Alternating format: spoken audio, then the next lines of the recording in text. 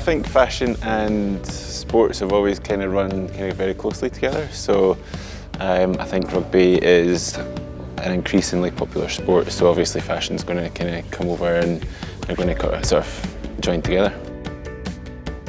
And I think it's something that, because it's quite a high fashion shoot, it might entice more people, younger people, into rugby. I think we're trying to aim for a younger audience, so I think it's trying to get people more interested in their styling for when they go to the rugby, what impact they have with their shirts, what statement they're trying to make, how they would style the different teams with their everyday looks. Basically, we wanted to change up the type of branding we did for the Rugby World Cup and make it a bit more fashionable, make rugby fashionable, not just about seeing rugby players run around on a pitch. It's to introduce kind of like the everyday person, what they would wear to a rugby match.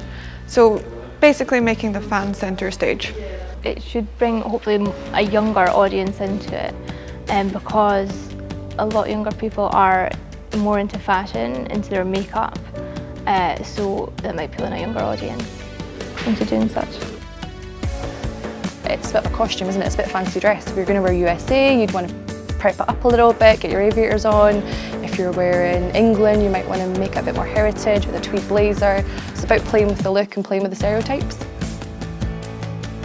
I think just looking at kind of like what influences all the teams take for their strips, the colours which they use, they all have an individual look, and I think in a way that is dictated by fashion. They want to look good, they want their fans to look good, and they want to look good and feel good running around the pitch. Obviously in sport you wear your uniform to support your team, to show your allegiance and for continuity. I think in fashion's the same. You make a statement with what you wear, you have different looks for how you feel, for different weathers, for different purposes.